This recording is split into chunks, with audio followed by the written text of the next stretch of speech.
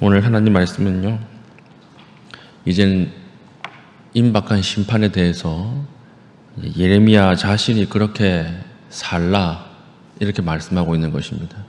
사람들이 말씀을 듣지 못하니까 예레미야의 삶을 통해서 심판이 가까워왔다라고 하는 것을 직접 보여주게 만드는 것이죠. 첫 번째, 하나님께서 예레미야에게 금지하는 명령이 있습니다. 너는 결혼하지 말라라고 하는 거예요. 결혼을 금지합니다. 그게 왜냐? 다 자녀가 죽고 아비도 죽고 모든 사람이 다 죽을 것이기 때문에 자녀를 많이 낳아서 슬픔을 당하지 말라는 거예요. 자녀가 죽어도 묻어줄 사람도 없을 것이고 그 시체가 짐승과 새의 밥이 될 것이기 때문에 너는 결혼하지 말라. 그래서 왜 결혼 안 하느냐 물어보면 이젠 다 죽을 거야. 그래서 묻어줄 사람이 없어. 그러니까 난 자녀를 낳지 않는다. 이렇게 살라는 것입니다. 결혼하지 말라. 첫 번째 금지 명령이었고, 두 번째는 5절이죠. 여호와께서 이와 같이 말씀하시되 조상집에 들어가지 말라. 가서 통곡하지 말며 그들을 위하여 애곡하지 말라. 두 번째는 조상집 가지 말라는 거예요. 조상집 가지 말라. 다 죽을 거기 때문에 죽을 사람을 매장할 자가 없다는 것입니다. 내가 죽어도 누가 묻어줄 사람이 없는 거예요. 다 죽으니까. 그리고 애곡해 줄 자도 없습니다.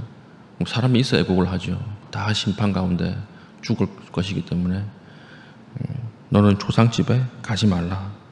그리고 마지막 8절에 또 무엇을 금지하시죠? 너는 잔치집에 들어가서 그들과 함께 앉아 먹거나 마시지 말라.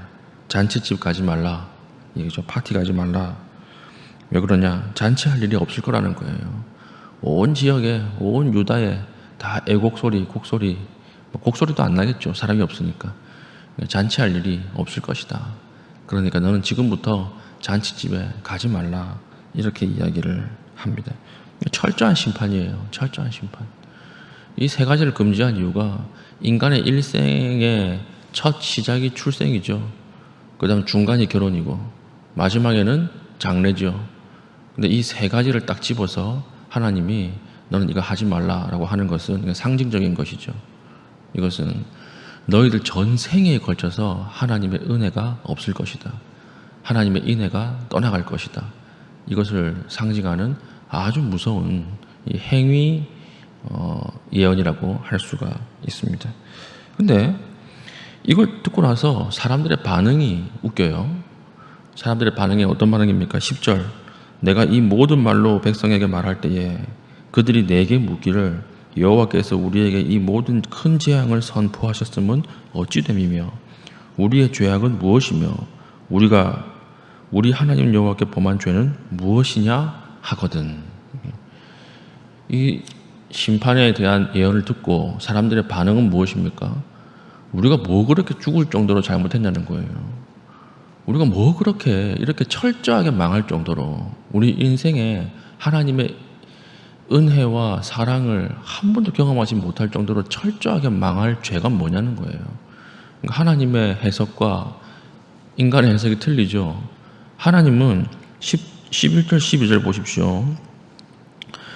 너는 그들에게 대답하기를 여호와께서 말씀하시되 너희 조상들이 나를 버리고 다른 신들을 따라서 그들을 섬기며 그들에게 절하고 나를 버려 내 율법을 지키지 아니하였음이라.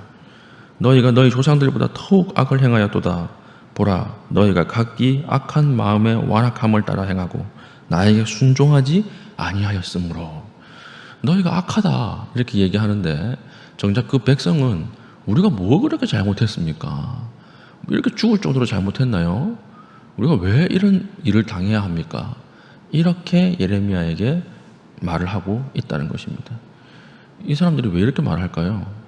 믿는 구석이 있었어요. 그것이 뭐냐면 우리는 제사는 드렸지 않습니까? 그거예요. 우린 절기는 지켰지 않습니까?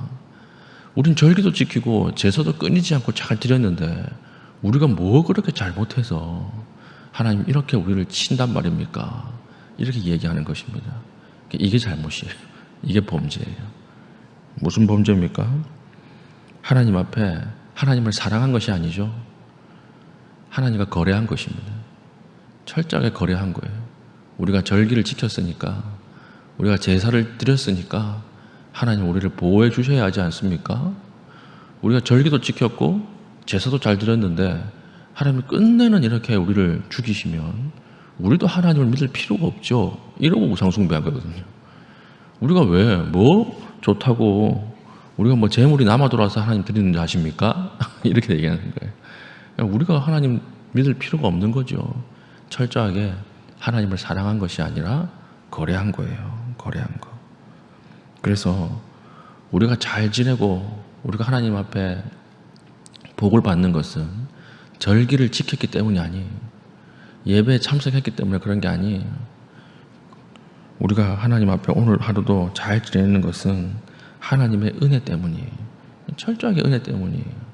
하나님의 은혜를 잠그시면 우리는 오늘 하루도 살아갈 수가 없습니다. 오로지 하나님의 은혜예요. 그래서 13절 마지막에 하나님께서 이는 내가 너희에게 은혜를 베풀지 아니함이라 하셨다 하라.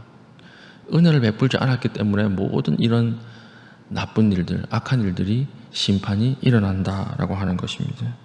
우리 은혜 없이는 아무것도 할 수 없어요. 말씀을 지키는 것도 마찬가지입니다. 말씀을 지키는 것도 말씀을 지키는 척은 할 수 있어요. 그러나 그 마음속에 진짜 깊이 있게 하나님을 사랑해서 말씀을 지키는 것은 은혜예요. 하나님의 은혜가 필요합니다. 우리 마음속에 하나님을 사랑하는 마음이 불같이 일어나야 하고 하나님이 우리와 함께 하신다라고 하는 것 체험되어야 하고요. 하나님이 우리 가운데 은혜를 베풀어 주셔서 우리의 마음을 연한 순과 같이 만들어 주셔야 말씀도 지킬 수 있고 하나님 앞에 예배도 드릴 수 있고 하나님을 사랑할 수가 있는 것입니다.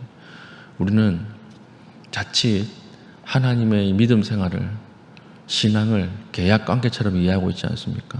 하나님과의 딜, 하나님 내가 이렇게 했으니까 하나님은 이렇게 반드시 해주셔야 합니다. 이렇게 나가는 것이 신앙의 심판입니다. 우리가 오늘 하나님 앞에 우리가 거래가 아니라 하나님 앞에 은혜에 반응하고 하나님 앞에 사랑에 반응할 수 있는 믿음의 신실한 주의 백성 될 수 있기를 축복합니다. 아멘. 기도하겠습니다. 하나님, 내 삶을 통해서 하나님 말씀이 선명하게 드러나게 하여 주시고 하나님, 우리가 거래가 아니라 하나님의 은혜를 붙잡을 수 있는 귀한 하루 되게 하여 주시옵소서. 기도하신 이후에 개인적인 기도의 제목을 가지고 기도하시고 자유롭게 돌아가시겠습니다.